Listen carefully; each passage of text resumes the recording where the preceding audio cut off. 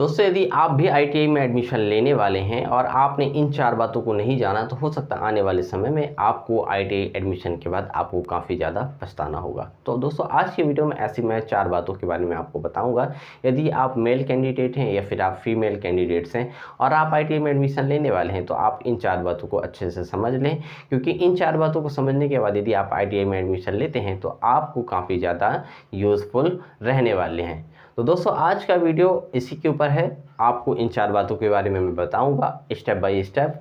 आपको इन 4 बातों को समझना है, वीडियो को पूरा देखना है। यदि आप चैनल पर नए हैं तो चैनल को सब्सक्राइब करना मत भूलिएगा।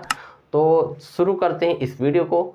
तो दोस्तों यदि सबसे पहले नंबर पे यदि हम बात करते हैं कि फर्स्ट नंबर की ऐसी कौन सी बात है जो आपके लिए जानना बेहद ज़रूरी है, तो इसमें देखिए सबसे पहले आपको जिस भी आईटीआई में आप एडमिशन लेने वाले हैं उस आईटीआई के एफिलिएशन के बारे में आपको ज़रूर जान लेना चाहिए।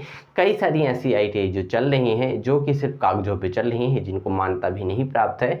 इन आईटीआई को आपको जानकारी होना चाहिए कि इन आईटीआई का जो है तो एफिलिएशन एनसीवीटी के द्वारा लिया गया है कि नहीं लिया गया है। इसको चेक करने के लिए आप इसकी ऑफिशियल वेबसाइट पे जाके ncvtmis.com जो वेबसाइट है ऑफिशियल वेबसाइट, इस वेबसाइट पे जाकर आप किसी भी आईटीआई की मान्यता के बारे में चेक कर सकते हैं। इसके ऊपर एक मैंने वीडियो पहले ही बनाया हुआ है, आप चैनल पे जाके उस वीडियो को भी देख सकते हैं कि कैसे आप किसी भी आईटीआई, गवर्नमेंट आईटीआई या फिर प्राइवेट आईटीआई को कैसे चेक करें कि वो मान्यता प्राप्त है या नहीं मान्यता प्राप्त है। ठीक है, तो आपको सबसे पहले क्या करना है, आपको सबसे पहले चेक करना है कि जिस भी आप आईटीआई में एडमिशन ले रहे हैं तो उसको एनसीवीटी से एफिलिएशन मिला हुआ है या फिर नहीं मिला हुआ है। और साथ में कई सारी एक ऐसे आईटीआई भी हैं जो कि आपको ये कहेंगी कि आपको एडमिशन एनसीवीटी में दे रही हैं, लेकिन वो फिर आपको एससीवीटी में एडमिशन कर देती हैं, क्योंकि एनसीवीटी आज की डेट में कोई भी छात्र यदि एडमिशन लेता है तो वो एनसीवीटी में लेता है, क्योंकि एनसीवीटी की मांग सबसे ज़्यादा है। तो आपको एडमिशन किस में लेना है, एनसीवीटी में आपको एडमिशन लेना है,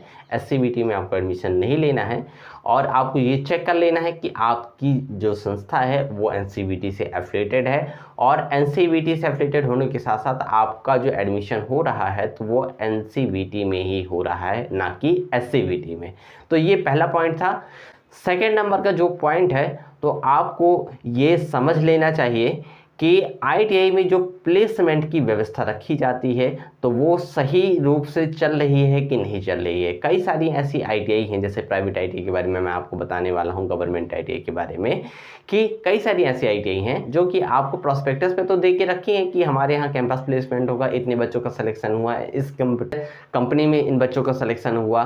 ठीक है, तो आपको पहले उस बात को समझना है, चेक करना है कि उस कॉलेज में प्लेसमेंट की व्यवस्था सही में है कि नहीं है। आपको सिर्फ ये प्रॉस्पेक्टस में तो नहीं दिखाया जा रहा है। ठीक है, और साथ में आपको ये भी चेक करना है हाँ प्रैक्टिकल की व्यवस्था क्या है।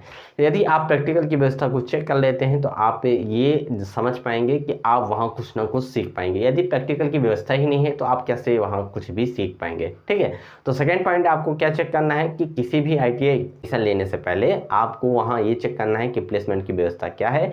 और सेकेंड पॉइंट ये रहने वाला है कि आपको वहाँ प्रैक्टिकल की व्यवस्था के लिए वर्कशॉप अवेलेबल है कि नहीं है। ठीक है, थर्ड नंबर का जो पॉइंट है, तो थर्ड नंबर का पॉइंट देखिए ये है कि आपको स्कॉलरशिप की व्यवस्था उस कॉलेज के द्वारा दी जाएगी कि नहीं दी जाएगी। कई सारे ऐसे कॉलेज जिन्होंने अभी तक स्कॉलरशिप की व्यवस्था नहीं चालू करके रखी है।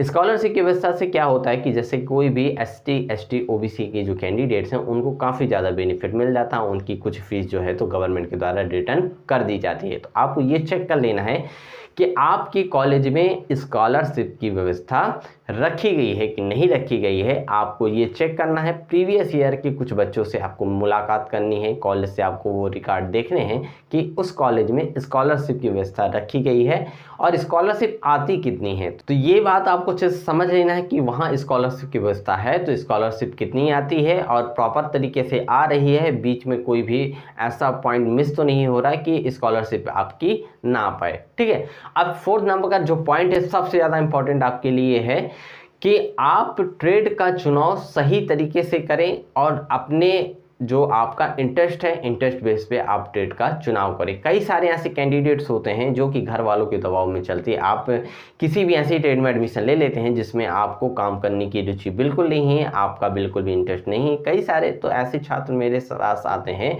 कि सर मैंने उस भैया के कहने पे इस ट्रेड को मैंने चुन लिया, लेकिन मेरा कोई इंटरेस्ट ही नहीं है, अब मेरी जॉब नहीं लग पा रही है, मेरा तो जीवन बर्बाद हो गया। तो दोस्तों आपको ऐसा नहीं करना है। आपको पहले इस चीज़ को अच्छे से समझना होगा कि आपका पर्टिकुलर किस ट्रेड में इंटरेस्ट है। जैसे कि आप मैकेनिकल में काम करते हैं तो आपको मैकेनिकल का इंटरेस्ट होगा, आप इलेक्ट्रिकल का काम करते हैं तो आपका काम इलेक्ट्रिकल में ज़्यादा मन लगता होगा, आप कंप्यूटर चलाने में यदि रुचि रखते हैं तो आपको कंप्यूटर का रुचि होगी। तो आपको ऐसी ही ट्रेड चूज़ करना है जिसमें आपका इंटरेस्ट काफ़ी ज़्यादा हो, और आप उस ट्रेड से यदि आप ITI कर लेते हैं तो सबसे अच्छी बात ये रहेगी कि आपके परसेंटेज अच्छे बनेंगे, और साथ में आपको आगे चल के उस स्टेट से रिलेटेड यदि आपको जॉब मिलती है तो आपको सेटिस्फेक्शन भी रहेगा कि मैं जिस स्टेट से ITI कर रहा हूँ, जो काम मुझे आता है उसी स्टेट से मुझे जॉब भी मिल गई है। तो दोस्तों यदि आपने इन 4 तरीकों को अच्छे से समझ लिया जो मैंने आज की वीडियो में बताए हैं, तो आपको ITI करने के बाद कोई भी प्रॉब्लम नहीं होगी। तो दोस्तों यदि आज की वीडियो में बताए गए 4 तरीकों को आपने अच्छे से समझ लिया है तो आपको आगे चल के कोई भी समस्या नहीं आने वाली है। तो दोस्तों आई होप वीडियो में बताए गए सारे स्टेप आपको अच्छे से समझ में आ चुके हैं। वीडियो आपके लिए काफ़ी ज़्यादा हेल्पफुल रहा होगा। यदि कोई भी सवाल आदि आपके मन में है तो आप कमेंट सेक्शन में मुझसे ज़रूर पूछ सकते हैं, और साथ में यदि आप चैनल पर पहली बार हैं तो चैनल को सब्सक्राइब करना मत भूलिएगा। तो मिलता हूँ एक नई जानकारी के साथ एक नई वीडियो में, तब तक के लिए जय हिंद दोस्तों।